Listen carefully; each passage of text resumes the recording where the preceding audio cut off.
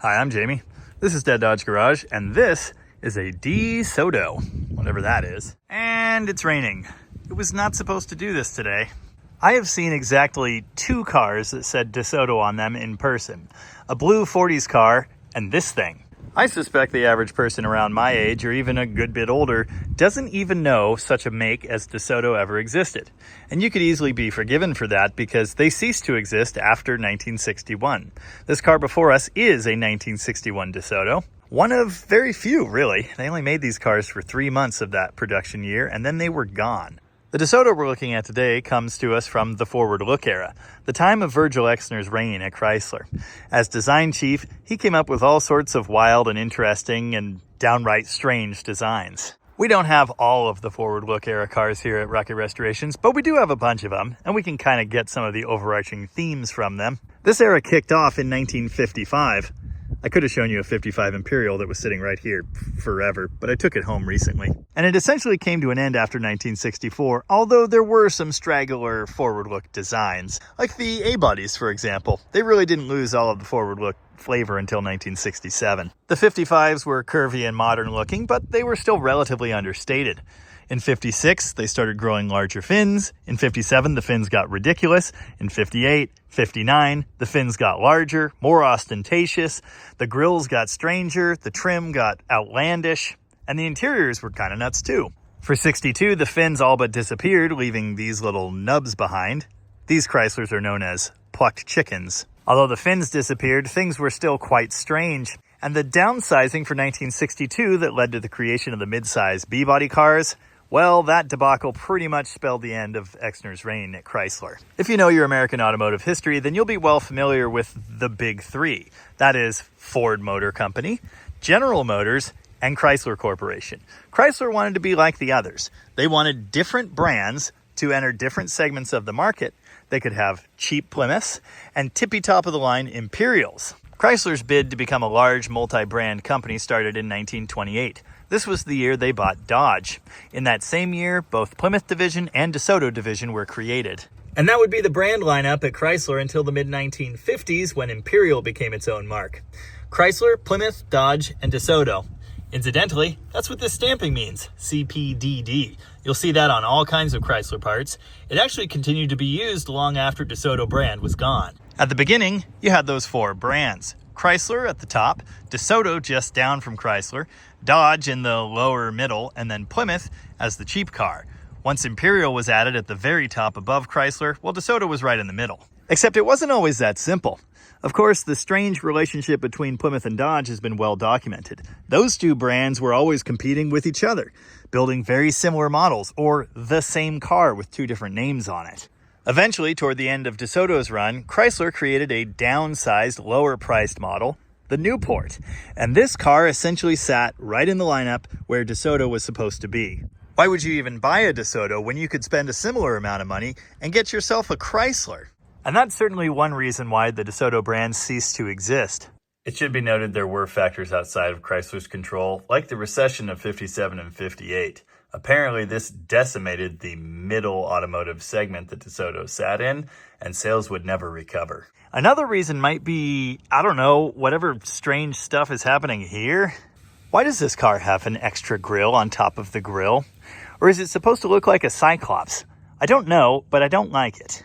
Now, I can't speak to other years, but certainly toward the end of its run in the late 50s and into the 60s with this model, DeSotos were essentially a slightly restyled Chrysler car. Take this fender, for example. It looks almost identical to the fender on that Newport. The only difference is it has an extra chunk of metal right there to account for the goofy, horrible extra grille thing. Though it may not be exactly the same, the quarter panel is certainly very, very similar. This fin design is very similar. The taillight is special to the DeSoto, but everything around it is just Chrysler. The dashboard design, which is actually really cool, is not Chrysler. That's out of a Dodge. I've always thought the translucent speedometer design is really nifty. I think this is the third one I've seen in person. Why is there just a washer here? Rear view mirrors mounted on the dash because Virgil Exner. I think this general steering wheel design is also borrowed from a Dodge. The radio is pretty cool looking. Ooh, a compass. The asymmetrical seat design was a forward look thing. I really don't know why. The 58 DeSoto strongly resembles a 58 Fairlane, or something like that. In the front here, anyway. The 59 DeSoto is just weird. It has this crazy stacked bumper thing with kind of grill-looking things in there. The 60 DeSoto is pretty much just a Chrysler with a different grill. I kind of like those. But then they got really strange for 61. So it's a DeSoto, but what kind of DeSoto is it? I don't know. It doesn't say any model name on it. I don't think they actually had one. I think it was just DeSoto. Previous to this, they had models like Fireflight, Fire Dome, Fire Sweep. Those are all either real model names or I made some of them up. Nailed it. According to Wikipedia, which of course is never wrong, this car was known as the Fireflight, but again, it doesn't say that anywhere on it. I do like the wheel covers and the horribly dry rotted tires. Although Tom bought this car in Montana somewhere, the license plate says Wyoming, and the last tab on it says 6 of 96. I'm really struggling with some of these details. Is the random whale tail thing cool or just weird? All right, that's pretty cool. I believe that's Mr. DeSoto himself. Kind of just looks like the Plymouth emblem, but I think it's supposed to be a sword. Oh, random aside about keys. A bunch of people saw this on our run stand, the Mopar or No Cart, and said, "Ha, you're using a Ford key." Tell me you've never daily driven an earlier mid-60s Chrysler product without telling me. I'm not sure exactly what year they started using these Pentastar keys. I do know it was by 1970 when the ignition moved to the column like in this car. This very purple car. It's a Chrysler product, so the trunk key goes in upside down. In case you haven't already noticed, this car has been repainted. They didn't do the tidiest of jobs there. Ugh. Delightful cardboard trim for the trunk. Obviously that's all rotten and disintegrating. The mat's still here, or no, that's a cardboard box, never mind. Or the original mat is cardboard. That's not a good idea. It does leak in here. I am not surprised. I like this detail line on the roof of the DeSoto. But that, like everything else, is lifted straight off of the Chrysler. You know, I was going to say this car is like rust-free. It's not, but it's certainly rust-light. There's not much of this kind of stuff on here. You know what? I do like these fins.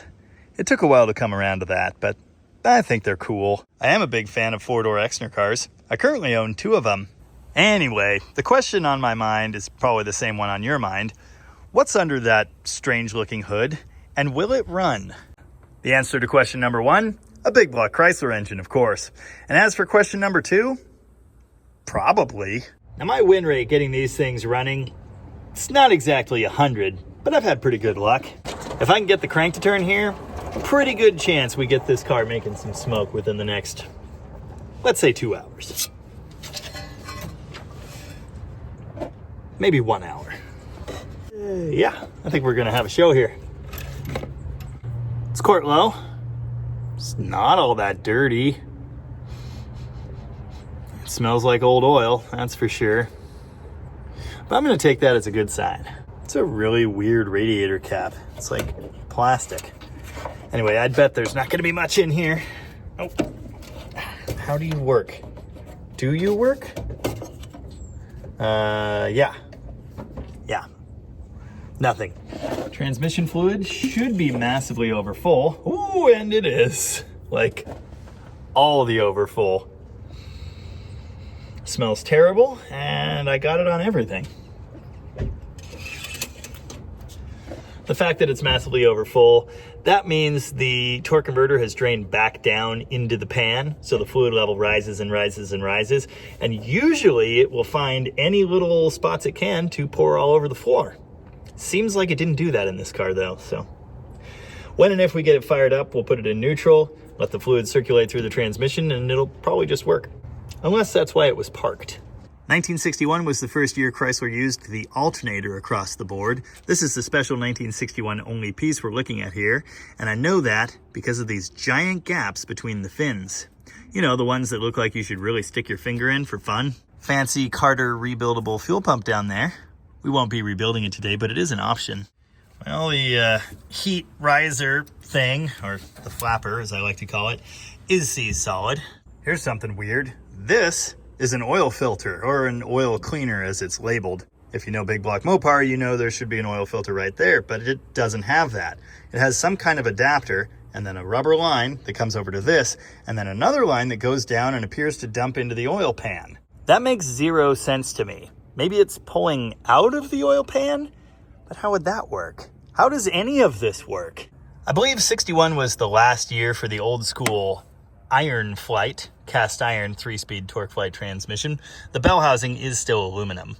I said this was a big block, but we haven't narrowed down which one it is yet. It's certainly not a tall deck engine. A tall deck engine would have a number pad here, and this one doesn't. So it's going to be a B motor. This should be either a 361 or 383. We'd have to be able to read on here to figure out which. Later engines use a letter designation for the year, and then they show the complete displacement of the engine, be that 383, 361, 413, 440, whatever. I don't know how well you'll be able to see this, but I did some scraping. We see 99 at the bottom there. That should be an assembly date. That would be September 9th, 1960. And up here at the top, all we can see is 36.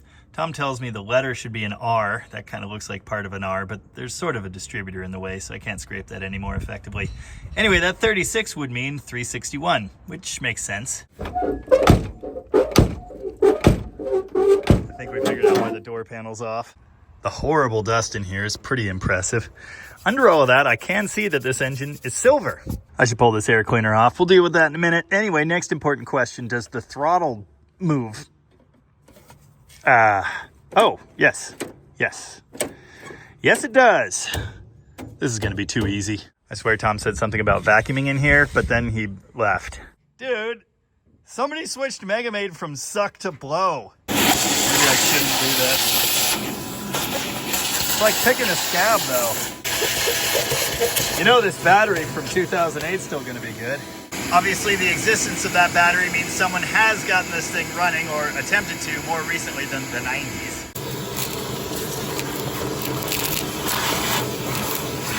I got the big chunks, but it really doesn't look like I did anything. Anyway.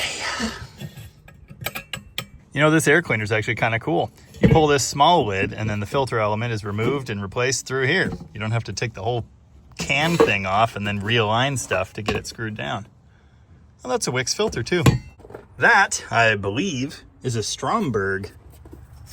Yeah, Stromberg WWC?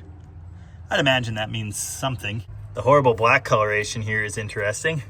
This thing might have been experiencing some backfire action. Stromberg, Hawley, and Carter all supplied 2-barrel carburetors for big blocks and 360s in this same footprint. I don't feel any particular way about any one of them. They're just whatever they are. It's always a good idea before you try to get an engine running to turn it over a couple rotations by hand. I can't really do that just with the fan and the belt in this case. It's slipping really badly. I have wiggled it a lot and it seems like it's moving perfectly freely, so I feel pretty good about hooking up some kind of power and trying to crank it with the starter. Obviously, we're hoping that that starter is worth using because we don't have any more of them. Last time I tried to start a 1961 Chrysler product with a dusty big block under the hood, it was over there and it didn't go well. But I'm feeling pretty good about my chances here. Kinda. I think this thing's been a little hot. Time to connect the jump box cables here. Of course, that means red goes to black, and black goes to red. All right, watch for sparks and other bad things. No horrible draws, at least. Well, that was wishful thinking. How about this guy? Hey! We got all kinds of headlights. We've got taillights too. Why is it that anytime there's a disgusting car that needs jumped in, I'm the guy to do that? No idea. Anyway, let's see if this does anything. Well, there's an oil light. Fuel gauge hasn't budged. Not that that's a surprise. The amp gauge, as it's labeled here, is doing something. The heater control buttons are very stuck. Ooh, okay. We've got wipers. These transmissions don't have the park that the later ones do. You just use the park brake down here to hold the thing in place when it's off. It does have push buttons, of course, and they are moving freely, so that's good news. The dust is horrifying. The odometer is just rolling over 57,658 miles. Or 7 miles, or whatever. I don't know, I guess I believe it. It's pretty clean in here. Nice. I don't know what this is. It just says interior. It's a 3-position switch. Oh, wait a second. Hold on. That sort of does something.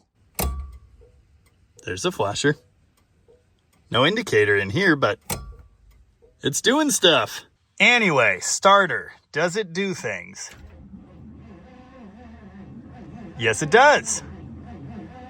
It sounds horrible, but it does things. We've definitely got a connection issue in here. I know that because it's getting warm already after just that little bit of cranking, and because this is all so horribly melted. I'd like to just replace the battery positive. The problem is this is a strange cable. It jumps to the main power point here on the relay and then goes down to the starter. It's not a very big cable either. Oftentimes when I'm doing projects like this, I get yelled at by German types for not doing it 100% the right way.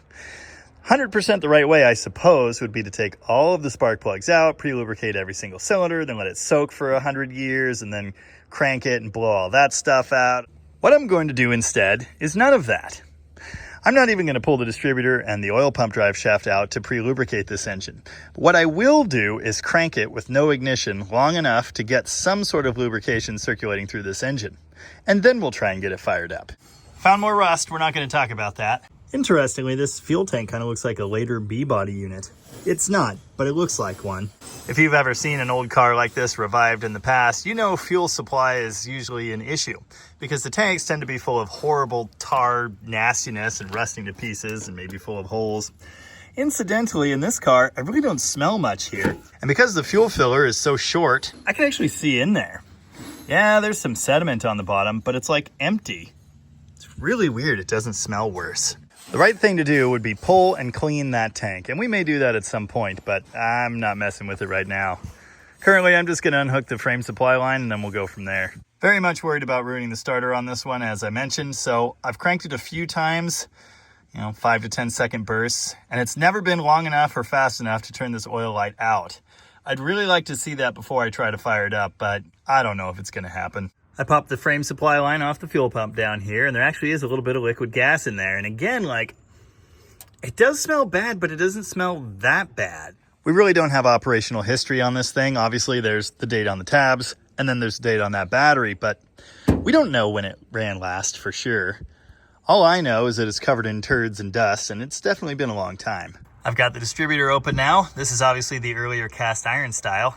Here's the rotor, which looks to be in pretty good shape. It says Autolite on it. Clip's in there, still kind of loose even so. I explained in one of my classic Hemi videos that Autolite used to provide generators, starters, and distributors to Chrysler Corporation. Of course, people are generally aware that that brand ended up belonging to Ford later. The bit of the company that had made these parts for Chrysler became Prestolite. So later, you would see Prestolite distributors that were exactly the same as the earlier Autolite ones. I don't remember what year that changed. I can't see a tag on this one. It really doesn't matter. It's the same type of thing. There is actually an old school tag down here. I can't read it, but I bet good money it says Autolite on it. Anyway, to have successful internal combustion here, we're going to need a few things. One of them is a combustible fluid, gasoline, ideal. We're going to need some air. That will come in here. The other thing we're going to need is, a spark. And that, of course, is generated in this neighborhood. To have this coil produce a spark, we first need to ground out the negative terminal through these points. That means we need contact between this side and this side, which is attached to the body of the distributor and therefore ground. Usually, to make that happen, we need to come in here and clean the points with either a file, a bit of sandpaper, some cardboard, like the kind cigarette boxes used to be made out of or whatever. I'll usually just scrape them with a flathead screwdriver. However, in this case, I don't need to do anything because they're already perfect. I've got the coil wire off of the distributor cap and sitting right here next to the alternator body, and when I open these points carefully, we see a spark generated every time. The mechanical advance mechanism is moving. It is a little sticky though. It doesn't seem to return by itself. I'm not going to worry about that for now, but it could be an issue in the future. Now, seeing a spark when the points are opened by hand like that is one thing. We need to know if we're going to see a spark when the engine actually turns. To find that out, I'm going to bridge the starter relay over here with my flathead screwdriver and watch. And this thing is obviously cranking like absolute garbage. It's pulling so much power, it can't jump that big gap like it was before. Let's try a smaller gap. Okay, well, I'm occasionally seeing it in here. I'm hearing it in the points every time, so hopefully this is enough to make it light. I don't know if you'll be able to hear this, but I'm hearing like gurgling in this carburetor. Yeah, I think the mechanical pump's actually doing stuff. Now, when you jump the relay like that, you're not putting direct ignition 2 power from the key to the coil. So the voltage this thing is going to be seeing will be quite low. When I go in and crank it with the key, that should boost power going in here, and we should get a more reliable spark when it's cranking. That's the theory anyway. Obviously, we don't know if these plug wires are good. We don't really know if this distributor cap is any good, although it looked all right inside. We don't know if these plugs were fouled when this thing was shut off, or if they've been damp. We don't know that we're going to get a spark in every cylinder here, but we know the ignition system is at least kind of sort of doing something. So at this point, I'm confident enough to dump a big gulp of gas in the carburetor and go in there and hit the key. We'll see what happens. Big money.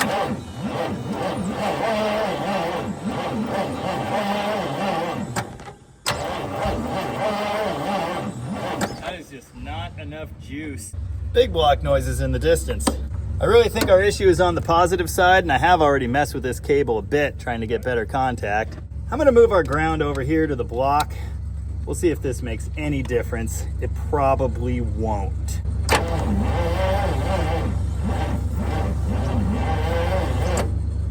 Yeah, I'm gonna need that battery. You'll probably be just as shocked as I am to know this terminal actually loosened right up. Okay, there we go. My freshly charged jump box is already fully dead after that small amount of cranking, which doesn't exactly bode well for this operation. Anyway, we've got a probably charged winch battery now, and we'll see what that does. Oh, there we go.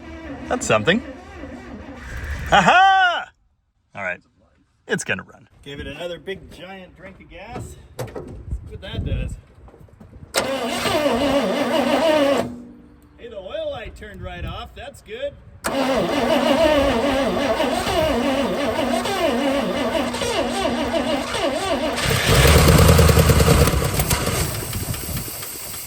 Okay, well it ticks, and yeah, it backfires horribly. Probably need to adjust the points. Again, I'm pretty sure this mechanical pump actually works, but I did throw our electric one in here and the gallon jug with a little bit of fuel in it. Yeah.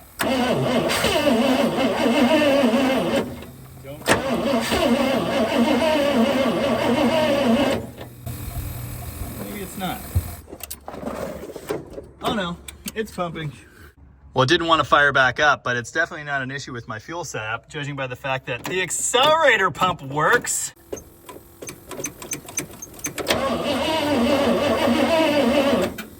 Maybe it pumped up what was left in the line, and that's not flammable, and fresh fuel can't get through. Maybe. Okay.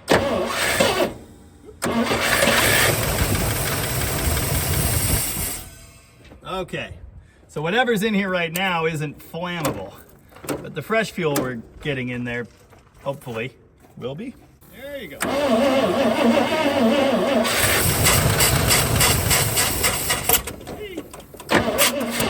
Okay, so yeah, valve issue.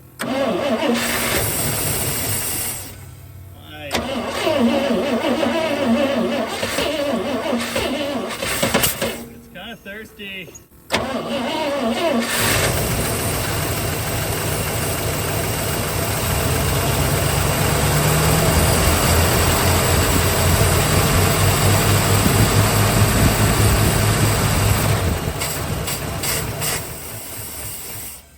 I was thinking it was whatever was residual this side of the pump, because there was actually still liquid gas right there when I got to it. But it's weird because it looks, oh no, it's not clean at all. Okay, yeah, so there's a bowl full of horrible stuff that doesn't burn.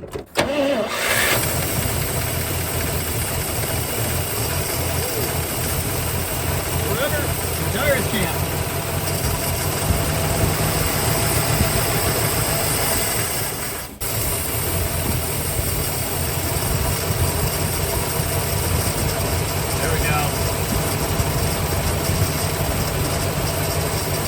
Okay, I think we're good. It's pumping. That's weird. Okay, in all likelihood, we're gonna have to get into this carburetor. It's probably all full of horrible gunk, but I did check the idle mixture screws. This one was bottomed out and backed out half a turn, which is nowhere near enough.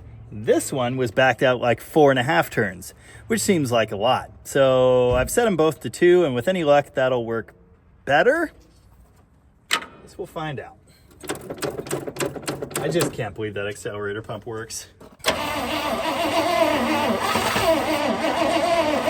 Yeah, it's like there's no fuel but accelerator pump fuel sometimes. Okay, I have no explanation for this. The electric pump didn't seem to be pushing fuel through. I cranked it with the screwdriver and the mechanical pump seemed to just be pushing air, and then all of a sudden, this.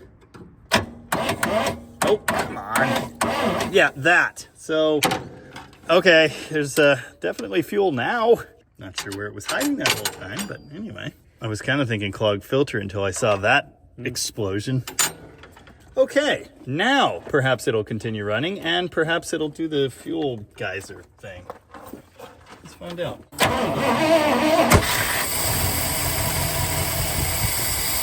Why?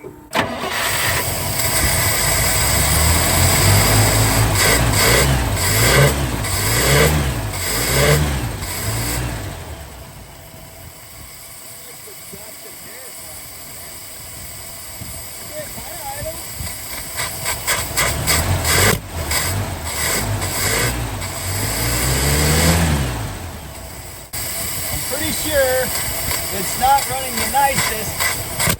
Oh God, because of a points adjustment / timing issue. But it is now running, so that's an improvement. In my recent video on my 68 Charger, I did go over some of the common issues you'll see with breaker points here. Essentially what happens is, the more they wear, the less dwell you have, and the less dwell you have, the later the points open, which retards the timing. Kind of obvious here. This is on the high point of the cam here, opening the points. There is barely a gap in there. I don't know how big it is, but I know it's not big enough. So, though I don't have a dwell meter here, I think I can eyeball better than we've got now. Oh, this will absolutely improve the way it's running. And let's go there. I've said it before, I'll say it again. Timing is everything. Yes, we could well have an issue with this carburetor. It probably needs cleaned out. The adjustments were way off when I got to it. They're probably still off of ideal. But I'll bet you just fixing the points gap, which effectively advances the timing, is going to make a big difference. And hopefully that horrible popping will go away. I bet it will. Fire in the hole. But does it rev better? Yes, it does. Woo! It's a horrible dust cloud. Still don't think it's idling on 8 though. Let's try the choke trick or rag trick. We'll close this off when it's revved up a little bit.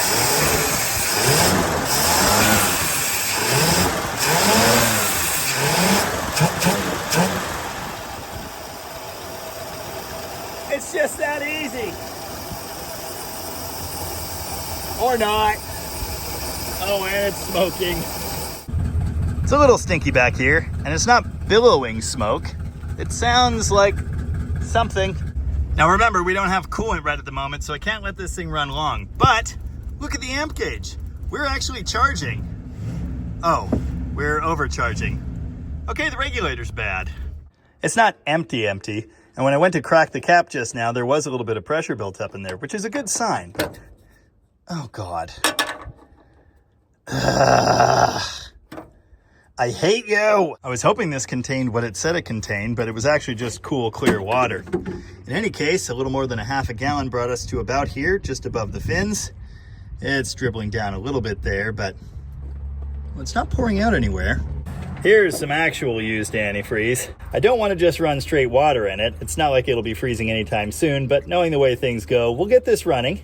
And then we'll push it off to the side, and before you know it, it'll be January, and it'll be 15 degrees, and well, I don't really want this block cracking, especially given that it runs pretty well and doesn't make horrible noises. Water pump's a little loose, but hopefully it'll survive long enough for, well, today would be good. I should throw this away, but I'm gonna put it back on, I guess. I mentioned that I would be running this thing in neutral and allowing fluid to circulate through the transmission. Well, this is a push button. It's always in neutral, there's no park position. So yeah, it was circulating fluid, and the level has now gone down to here. Now, this is with the engine off. That means with it on, it may actually be a little bit low, but I think we're in the neighborhood, and I'm thinking this transmission might just do stuff. Now, I actually want to discuss something I saw in a comment recently that doesn't really apply to this car in particular because of the whole push button, no park position thing, but I think it bears explanation. The comment was, "I am tired of seeing you start Chryslers in park position. You're going to ruin all of the transmissions. You have to start them in neutral." That is simply not true. Here's the thing. For whatever reason, when park position was added to torque flights, in the park position on the shifter, fluid is no longer circulated through the torque converter. It's still circulated through other places in the transmission, but the converter is not filled. If you just let your Mopar idle in park, it's not circulating fluid through the converter. When you go to put it in drive, it's not going to move because the converter is empty.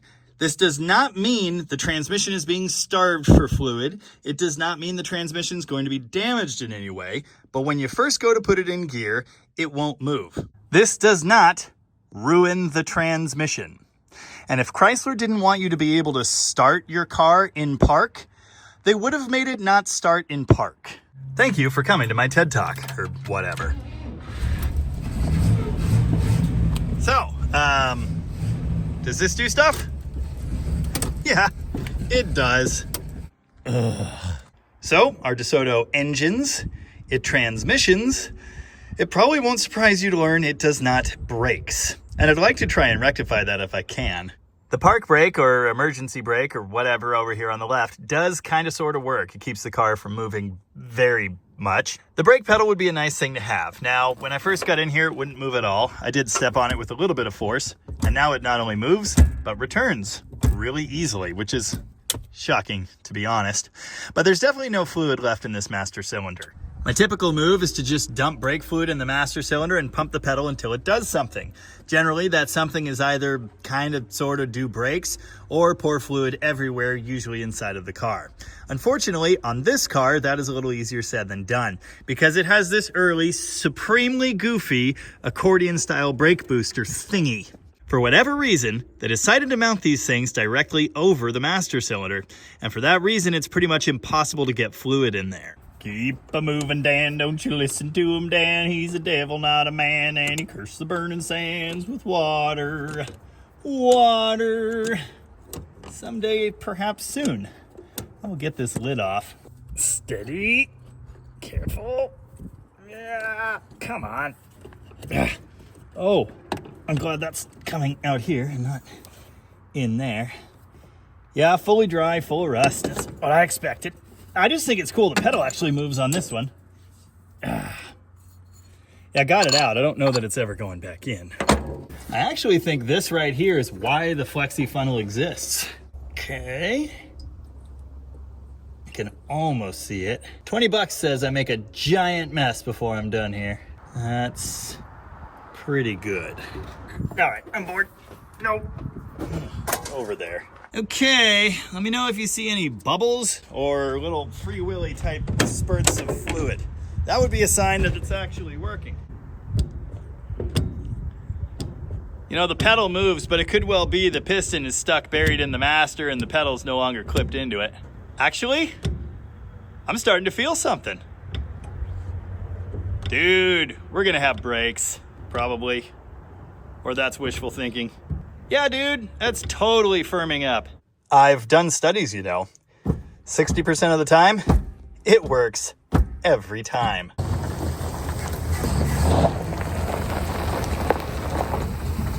don't know how many brakes we have. Like maybe kind of one. And the brake booster actually works, which I find concerning, but good enough for me, I think.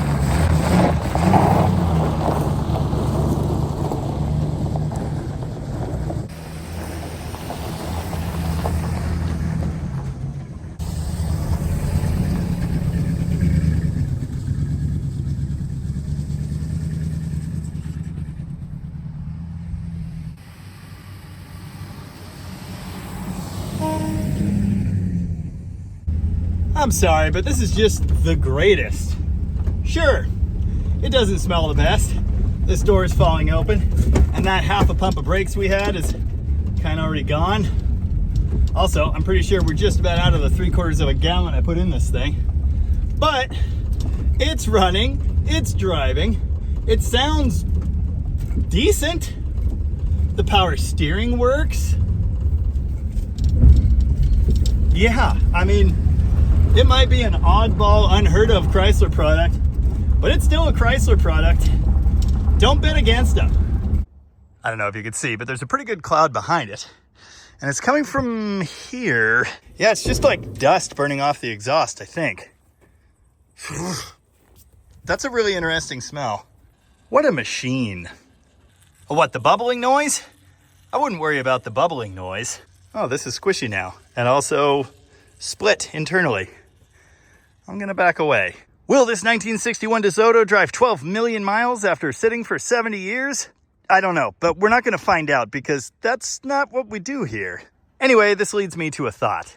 I've been hearing a lot about revivals recently in a derogatory sort of way. Oh, it's been done. Oh, it's so boring. We've seen it all. Why would you do that? You're just copying Derek.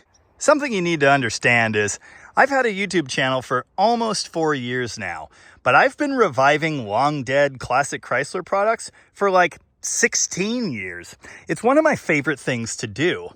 Heck, I revived this Jaguar in a video some time back. Jaguar! I tried to get this Blues Brothers car running. Of course, it has a terribly destroyed timing chain, so that was the problem. I tried to get this thing running in a video, which was never going to happen in a billion years, but that's not the point. I revived this thing in a video, which was actually kind of challenging.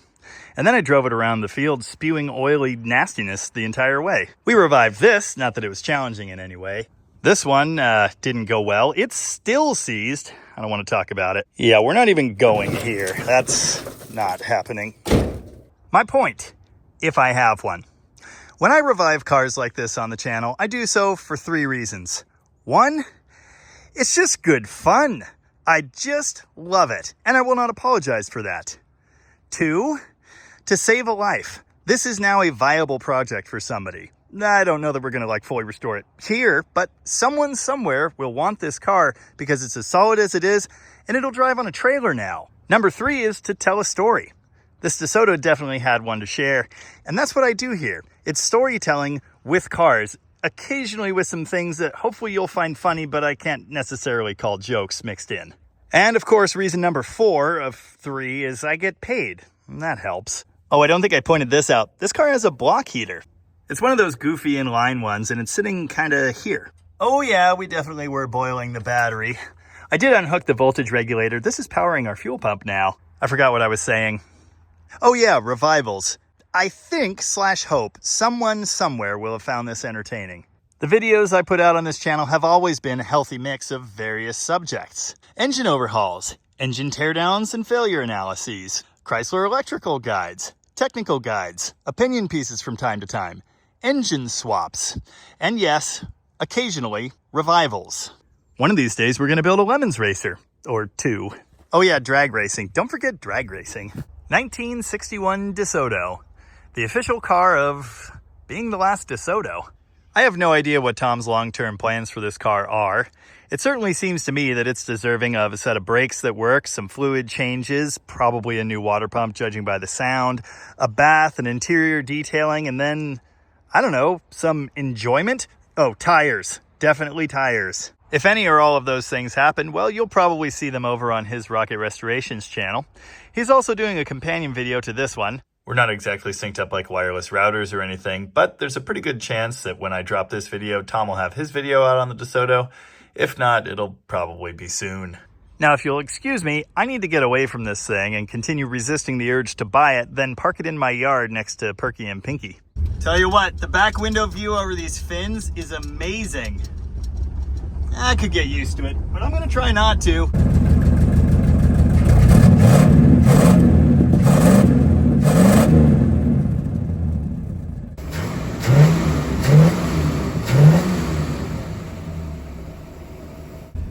The temp gauge works. The radio works. The same reality. I made the heater do stuff for a second. Wow. Self-fixing DeSoto. Okay, turn off, please. I guess that's just what it's like now. So deluxe. All right, I'm done. I sure hope you enjoyed that. In any case, as ever, thank you very much for watching. And remember, when one door closes, another door opens. Other than that, it's a pretty good car.